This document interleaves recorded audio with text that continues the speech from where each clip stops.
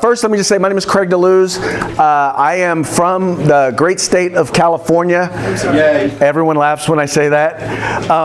I consider myself to be behind enemy lines, behind that Iron Curtain, otherwise known as the Sierras.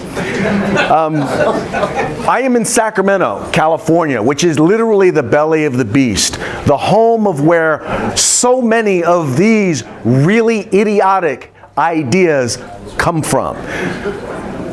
I cannot even begin to tell you how frustrating it is meeting with legislators, testifying in committees, knowing that the information that we are providing is in fact the truth, that we know that it's solid information, and we know that it is the reality. There's nothing worse than winning the argument but losing the vote. What I want to talk to you today about was that I'm sure you guys you're probably already noticing that a lot of the stinking thinking that started off in California is not staying in California. We're seeing it happen in Nevada. We're seeing it in Oregon, in Washington. Now we're starting to see it in places like Texas. We're starting to see it in places like Arizona. We're starting to see it in places like Florida. See, what happens is people think that when people leave California, they leave because they don't like the politics. Oh, nay, nay.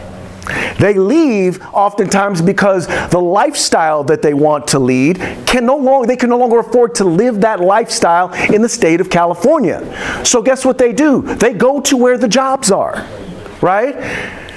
Not realizing that there's a direct link between the politicians that they've put in office and their policies, and the fact that they now have to leave a place that they once called home. So they travel around and they take their stinking thinking with them. And then they go to the new place, like Florida, and then they start to enact the very same things. Now, I'm here to tell you this because, once again, having been behind enemy lines, there is nothing that I see right now going on in Florida that I did not see taking place in California. Right? I'm not here to be a prophet. I'm here to tell you I've seen this before. We've seen this happen. And in California, because so many people said, oh, well, that won't happen. Oh, this won't happen. Let me just give you a little statistic that will surprise you. There are more gun owners and guns in California than in any state in the nation. Believe it or not, there are more gun owners and guns than in any state in the nation. The problem is multi-phase. Number one, you have a lot of people who own guns who are not necessarily pro-gun. They bought a firearm, they maybe went to the range, and now it sits in a drawer or on a shelf somewhere collecting dust. But then you also have the fact that, once again, you have the people who are like, well, you know, I don't want to be involved in that. I hate politics. I'm not going to be involved or engaged. And so what winds up happening is that because they're not part of the system, because they're not working the system is now working them over. One of my favorite stories in the Bible is the story of Nehemiah. How many people are familiar with Nehemiah? Okay. Nehemiah was a cupbearer for the king of Persia, right? His family was from Jerusalem, and people who had traveled to where he was in Persia had told him about that Jerusalem was in waste, that the walls had all been torn down, that enemies continually ransacked the city. And so God laid it on his heart to go back to Jerusalem and to rebuild that community. And so when he got there, the first thing that he did was he went around and he inspected and he looked around as to what was going on. Right? And he noticed that all of the walls that traditionally back then, walls around a city were built up so that city could defend itself. It was a sign and a signal of the strength, so that within those walls, the city could then thrive, protected from the enemies on the outside. So he got together the people, right? He got them together. He told them, he talked to them about what he saw from the outside. And he said to them, you see the distress we're in. Jerusalem lies in waste. The walls have been burned with fire. Let us rebuild these walls so that we'll no longer be a reproach. The thing was that even though he had this idea, this thing that he knew needed to happen, he couldn't do it by himself.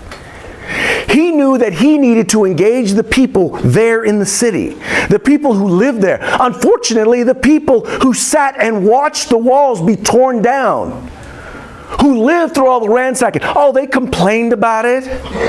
They told their neighbor, do you see this? As they sat and they watched it all happen.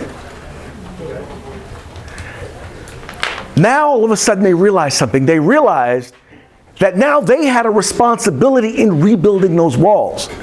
And in the next chapter, I won't even bother going through all of the names, but it is a detailed account of how the people who lived, worked, and worshiped in Jerusalem rebuilt the walls around their city. See, we have that same thing right now going on. The institutions that inform our culture, media, entertainment, politics, education, we've surrendered those. We've said, oh, well, politicians are all crooks, and oh, yeah, the liberal media, yada, yada, yada. Or the anti-gun media. The media is always anti-gun. Sad thing is one of the things, I thought that social media would give us access to more information than we had ever had before. But the problem is, what it's done, it's allowed us to skip over people that we disagree with and only connect with people that we agree with. The thing is that if we are going to change society, if we are going to make this the country that understands, that actually respects our rights. I like what Dave Chappelle said. He said the First Amendment is first for a reason. The second, in case the first doesn't work out.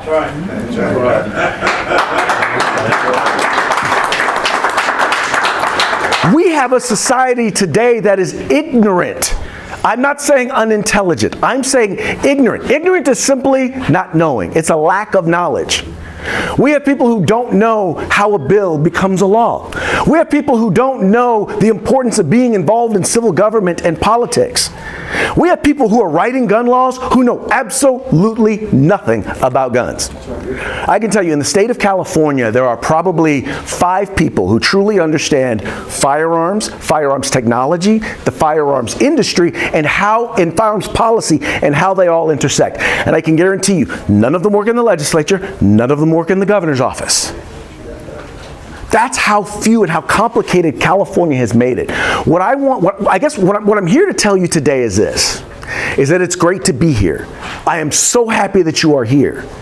But you have a responsibility to rebuild the walls across from where you live, across from where you work, across from where you worship. You have a responsibility to talk to your neighbors, to help educate them. And I know a lot of people are like, well, but I can't do this, or I can't do that. And what's interesting is when you read the story, it doesn't say that people couldn't. What it said was every single person were working to rebuild that wall. Let me tell you something. Everybody can do something. That's right. That's right. Everybody can do something. Everybody can make a donation. If you've got $1, you can make a donation. Everybody can talk to their neighbor. Even if you don't feel like you have the words to use, well, guess what? You have the ability to take a video and share it with that person, someone who does have the words. The important thing that's got to happen from here is that there's got to be action. The Bible says faith without works is dead. If we are not doing what we need to do in order to engage our neighbors, our fellow citizens, if we're not doing what we need to do in order to educate our law enforcement and to educate our politicians, then we are in fact part of the problem. What got me engaged in this fight, it was funny. For the longest time I didn't own a gun. Finally I decided I wanted to go get a gun. I wanted to be a responsible gun owner. Well, so I studied the law. I started reading about policy, looking at what was going on. All of a sudden, I realized that this was not just about me having a gun for self-defense. This is about my fundamental civil rights. So we've allowed that term civil rights to be co-opted, to be stolen, to make people believe that it's special rights for special people, right? But really what it is, it's the rights that are due to each and every one of us. Right? Due to each and every one of us, that are not given to us by government. They are given to us, granted to us by our Creator.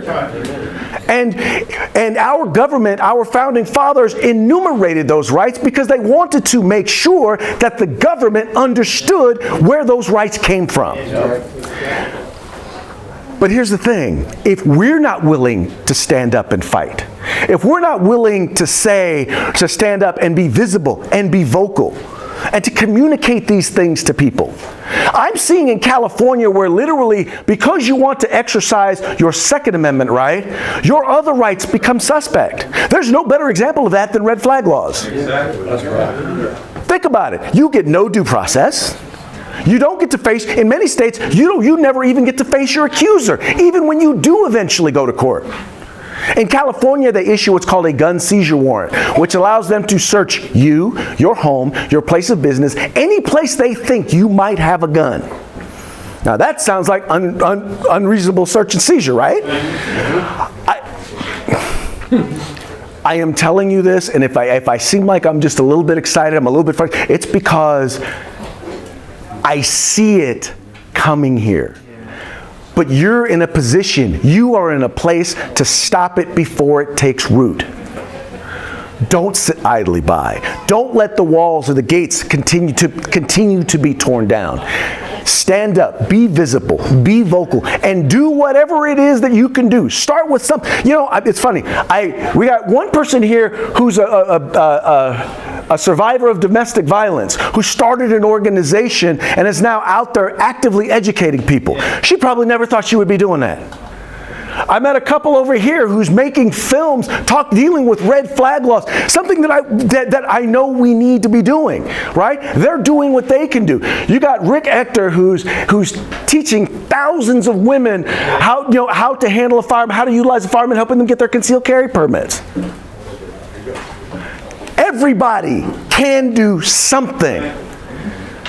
The question is, what are you going to do? Thank you. All right.